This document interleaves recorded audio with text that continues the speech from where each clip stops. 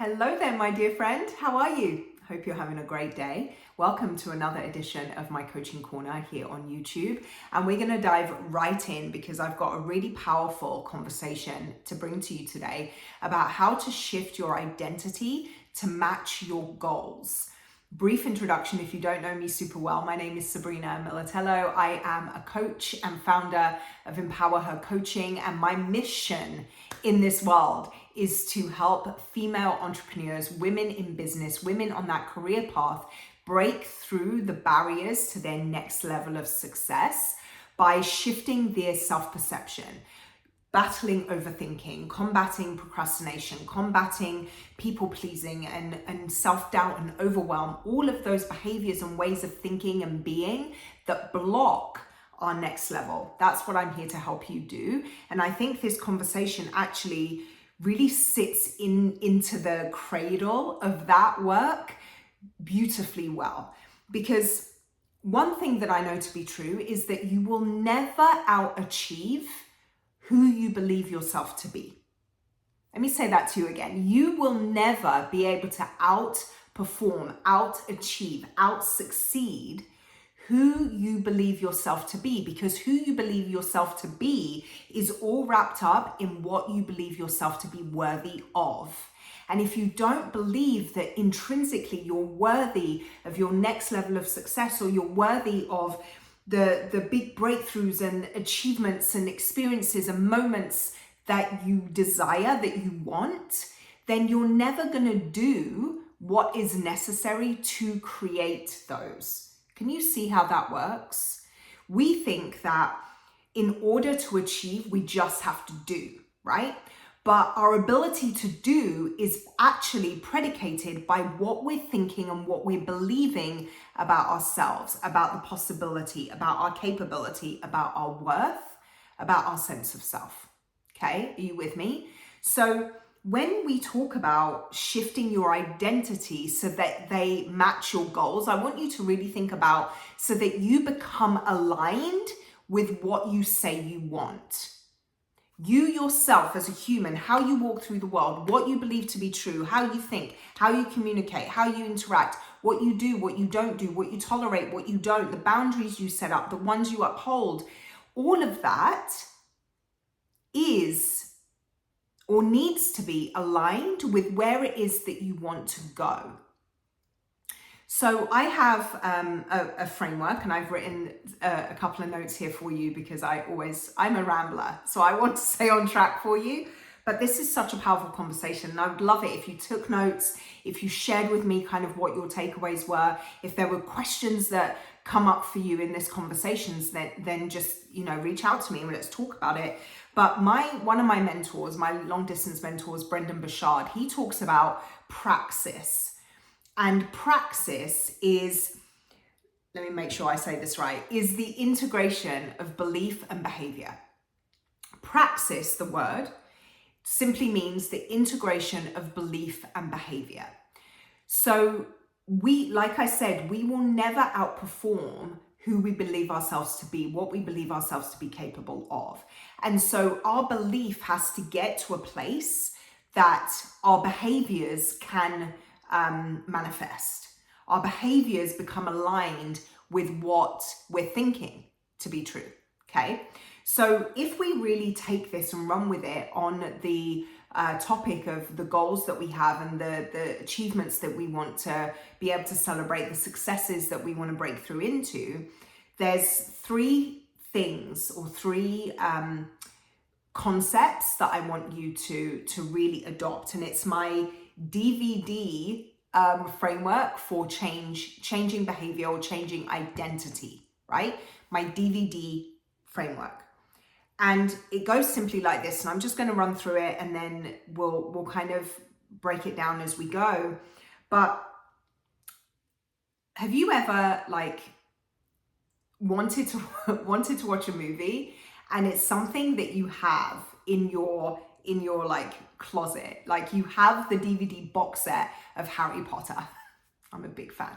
You have the DVD box set of Harry Potter and you want to go through and pull out the DVDs and watch this movie, but then you realize that actually they're streaming the Harry Potter movies on HBO Max. So instead of me having to go and pull out the DVDs and put them in the PlayStation and figure out how to, because who actually has DVD players anymore? Does anybody? How to like make sure the source and whatever goes to the TV in the right way and all of that. Why don't I just click on HBO Max and choose Harry Potter and start the show? So the reason that I kind of share that analogy with you, or that example with you, is that sometimes we're always looking for the easier way, the most straightforward way, the way that requires the least amount of steps, right? The least amount of work for ourselves. However, the way that requires the least amount of work, often, not always, definitely not in the DVD example, but in the work that we're going to talk about in a second, looking for the simplest, easiest, most direct, most straightforward, with the least amount of steps way is often the thing that keeps you searching for the least amount of steps way instead of actually just walking the way. Do you see what I mean? So I want you to really think about that as kind of like the prelude to what we're going to talk about. When I say the DVD framework, you may think that's so like old school. Why didn't she come up with some analogy or some acronym around streaming? Because that's direct, like that's the thing that we want. I chose DVD specifically because this requires effort. It requires taking the extra couple of steps. It requires being really intentional about what it is that you want to do. It requires being a little bit old school about patience and time and being okay with the fact that this is going to take longer for you to figure out and for you to step into and work through than it would just queuing up a movie to stream.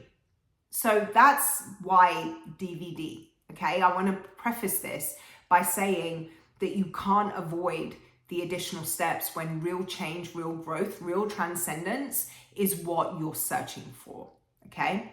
So with the DVD framework for changing behavior or changing your identity, here are the steps: decision, visualization, and discipline. DVD. Decision, visualization, and discipline. And let's look at these individually when it comes to shifting your identity to match the goals that you have. There has to be a moment of decision in here. At some point along the trajectory of your life, of your career advancement, the vision that you have for your future, there has to be a moment of decision when you beautiful soul who is capable of so much, sits in the understanding of that and sits in the I will no longer accept less than I am capable and worthy of. There has to be that moment for you, because until that moment comes, seeking the comfortable, seeking the easier way, trying to figure it out is always going to be the route that we go down. It's always going to be the more attractive path because it requires less from us. I can't tell you, and I was saying this to one of my clients the other day, I feel like I'm like an FBI agent when it comes to figuring out what people say and what is actually going on. Because I have a community of clients that I coach on their health journey specifically. And whenever I hear somebody say, I'm figuring out my nutrition, I'm figuring out what my plan is, or in a business sense even, I'm figuring out what I want to do here. I'm figuring out what my next step is. Figuring out simply is not doing anything in disguise. And I don't say that to be abrasive. I say it to just punch you in the face abrasively with the truth.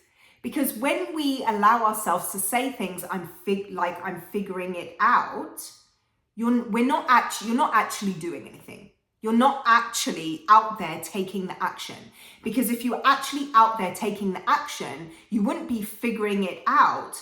You would say, this is the plan that I have. This is what I'm doing. This is my intention. This is the goal. These are the actions that I'll be taking. This is the desired outcome. I'm going to give this 30 days and then reassess and adjust as I need to. That would be the response when somebody asks you, how's that going? That would be the response if you were in the game. But when you say, I'm figuring out my nutrition, it gives you permission to feel as if you're doing something while not actually having to do anything. So I want you to consider that for yourself too. Like when you're in this process of goal achievement, whatever that looks like for you, do you find yourself saying things like, I'm figuring it out, I'm working it out, I'm brainstorming, I'm, whatever words you want to use? And is that really just code for I'm procrastinating my face off? Because I can almost guarantee that that's exactly what's happening. And it's okay, by the way. You're not wrong. You're not a bad person because that's where you find yourself. You simply have to recognize that there's an element of fear that's blocking your ability to get out of the figuring it out, information gathering mode and get into action taking mode. But until you have that moment of decision, that treading water will continue to be your reality. I heard somebody put it this way once, and I thought it was an incredibly powerful visual. She said, if you always dip a toe, the water will always be cold.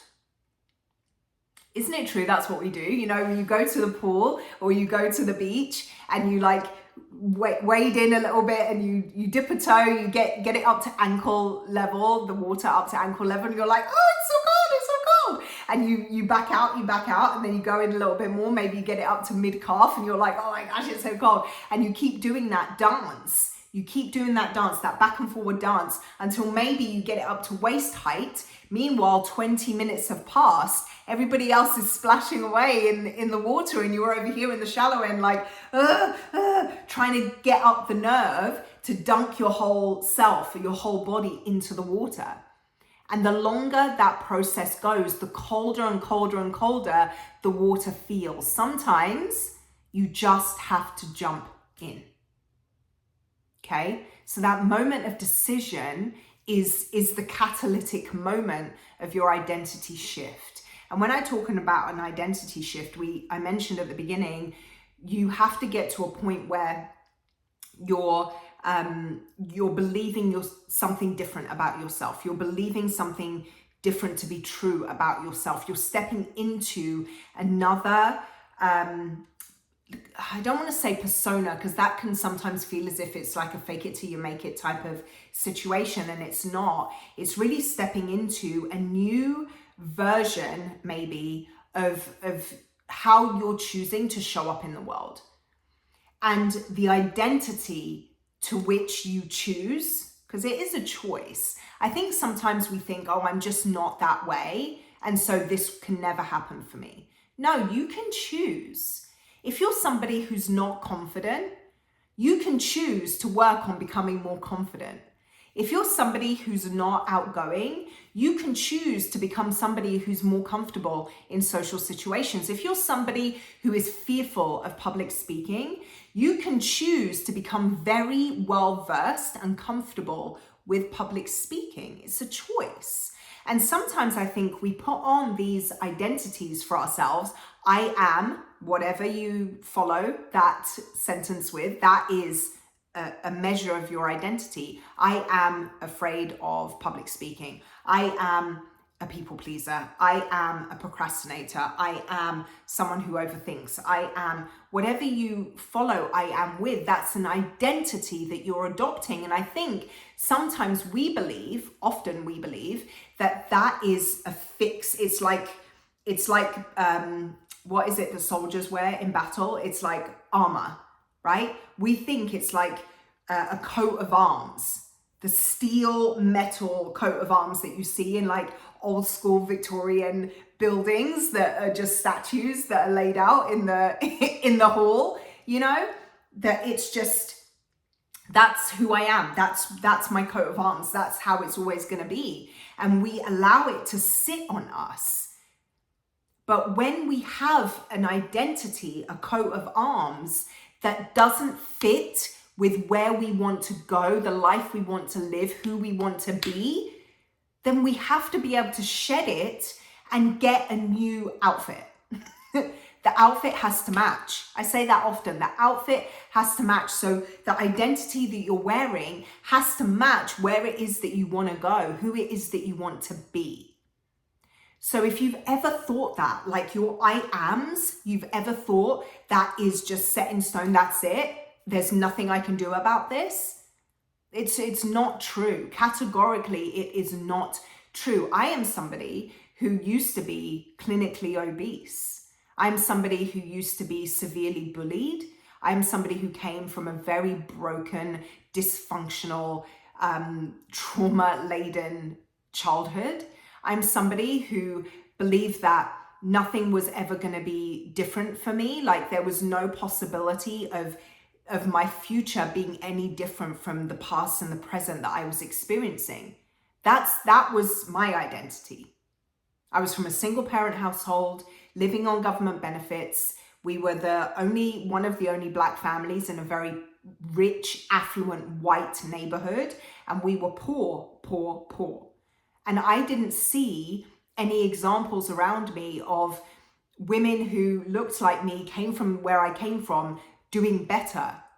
All around me was just the example that this was as good. This was it. That was it. I'm going to be a statistic. And the life that I lead today is legitimately a miracle in my eyes. And sometimes I have to bring myself back to that very stark reality that I chose a different identity in moments of decision along the way. And that's available to anybody. So I want you to really, really think about that. Consider that for yourself. Where are you not making a decision that things are going to be different? Because until that decision is made, nothing else after that can shift. All right. So that's the D in DVD. It took forever to get there, but we're there. The V, visualization. You have to see it in order to live into it. You know how people say, I'll believe it when I see it? I believe the opposite. I have to see it in order to believe it. And the beautiful thing about visualization, the beautiful thing I think about manifestation, about dreaming, about creating a vision for your life, is that if it was not possible for you, and I believe this with my whole heart, if it was not possible for you, you wouldn't be able to see it. For example, I would never have a dream about walking on the moon. I would never have an aspiration to be an astronaut and walking on the moon, walking in space. Like sometimes I look at pictures or I watch a movie and I'm like, oh my gosh, how cool would that be to be looking out from like a spaceship and looking at the earth like that? How amazing, being amongst the stars and setting foot on the moon and all of that. Yes, I think that would be cool, but I don't sit in a moment of visualizing my future and write down what it would feel like to step on the moon and have that moment and be among the galaxy and all of that. I don't do that because I have no interest in becoming an astronaut, right? But somebody who does want to be an astronaut, that person would sit in that visualization moment. Their vision board that they created would be full of those kinds of pictures and images and all the steps it would take to get them from where they are through being an astronaut school, like I don't know what that's called, and then into space and all of that. They would have it mapped out, they would see it, they would feel it, they would smell it, they would taste it, they would know all the steps involved to get them from here to there, and it would just consume them. That's somebody who has the ability to have the future of being an astronaut. Can you see what I'm saying? So because I don't desire that, I don't see that. What I see is what I desire. And so I believe wholeheartedly that it's possible for me. So I want you to think about that. When you have this moment of really thinking, what do I want my future to be? What do I want to be doing? Who do I want to be around? What do I want to be spending my time occupied by? Where do I want to live? How do I want to impact? What is my message to the world? How do I want to work? Who do I want to serve? What do I want to spend my time, my free time doing? How do I want to operate? What do I want it to feel like? When you spend time and answer all of those questions and you get into the meat of what it would feel like to be that version of you, living that life, you can only see it because it is available to you. So I talk about visualization in very, I was about to say aggressively. I don't think it's aggressive, but I'm very passionate about it because I think so many people spend time in the if onlys and they have this picture of what they desire, but they think it's just so far out there that it will never be possible for them. And so they put it on a shelf and it goes away. Gio and I once, my husband, we were walking through the streets of Paris. We were on a short vacation, walking through the streets of Paris at night. We'd just gone to dinner, heading back to our hotel. And we were walking down some steps. And we walked down these steps and walked a little bit and then walked back up these steps to get to another level of the street. And as we were coming back up these steps, on the very top step of that second flight, somebody has spray painted on the step, it's like concrete step, what happens to a dream deferred? That's what was painted on the step. I have a picture of it on my phone still. What happens to a dream deferred?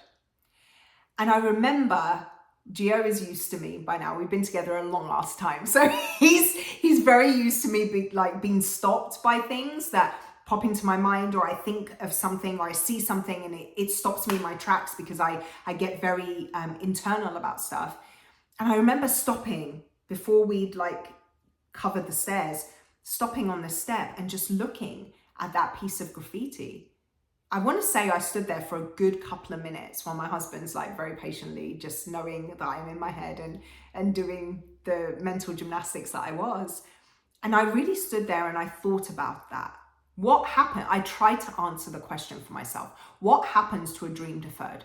And what I came up with is that I think most people think that, yes, I had these dreams and I have these desires for my life, but it's never going to be possible for me, and they just let it go. They just put it on a shelf and let it go. But that isn't actually what happens to a dream deferred, I don't think. I think what happens to a dream deferred is that it doesn't ever go away. That possibility of what could be lives inside of you all the time. It sits. And so when it isn't fulfilled, when we do continue to defer it, it becomes resentment. It becomes a feeling of unfulfillment. It becomes bitterness. It becomes envy or jealousy of people that we see who did go after their dreams, and that spurs negative emotions, negative behaviors sometimes. And I think it really does just eat at us. And I say that to you because I want you to get how important it is for your quality of life, your mental and emotional well-being, to go after the things that you dream of, to chase the vision that you have for your life. I think it's incredibly, incredibly important. So in this framework, you've made the decision that enough is enough. You're no longer going to tolerate less than you're capable and worthy of. You visualize what that is, what it is that you want most. And then you take disciplined action to make it happen. And that's the last D in the DVD framework, discipline. Discipline equals freedom in my eyes.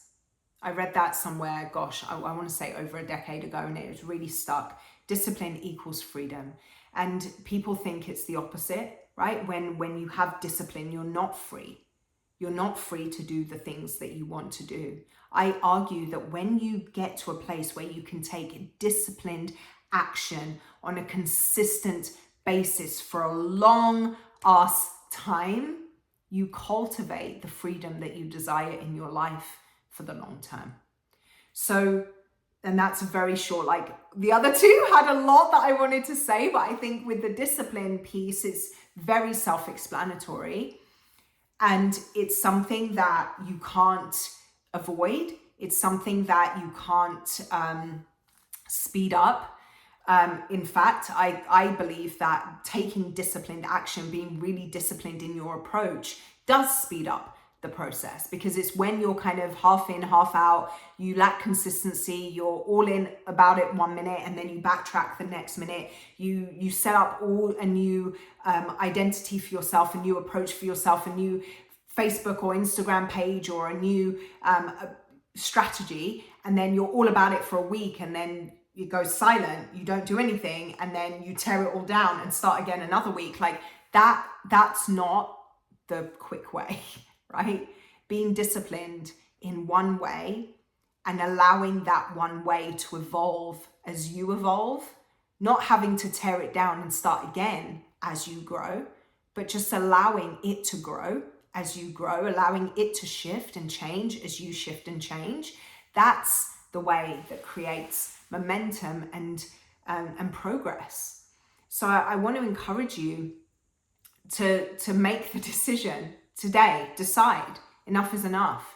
Visualize where it is that you want to go, and now start taking some disciplined action to get there. Allow it to be messy. Allow it to not be perfect. Allow yourself to understand that you're not married to this course of action. You're simply taking a step that will lead to another step, that will lead to another step, and you don't know where that is going to go, and that's okay.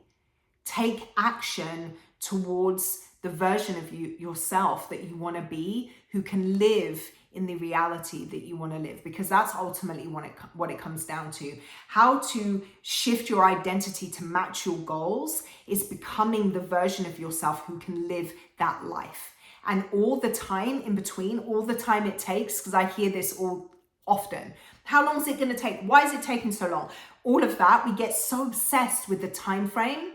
The time frame is simply you becoming the time needed for you to become the version of you that can hold everything that you desire.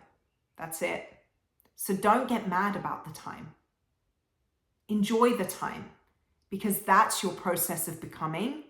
And that's a beautiful thing when you think about your identity shift. I hope this served you.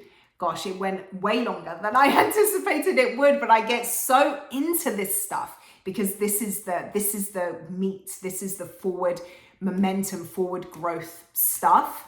And I think it's important that we break it down and we really talk about it. So my DVD framework for changing your behavior, changing your identity, please share with me what you got out of that. If there was an element, a piece of it that really stuck, really struck, I would love to hear from you.